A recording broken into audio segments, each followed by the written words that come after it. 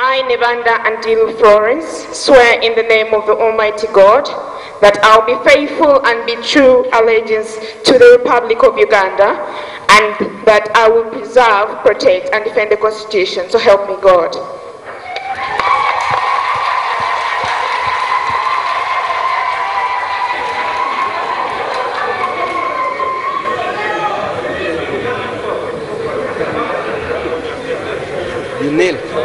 You kneel down.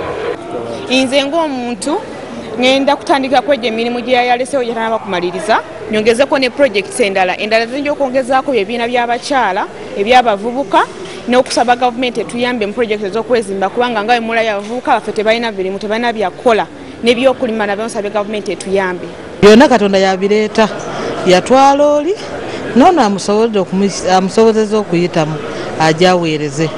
Ebyokunoonyereza kufa ya muwala wange bali kunoonyereza, naye naffe famire tuli kunoonyereza, tulikola okunoonyereza okwavu.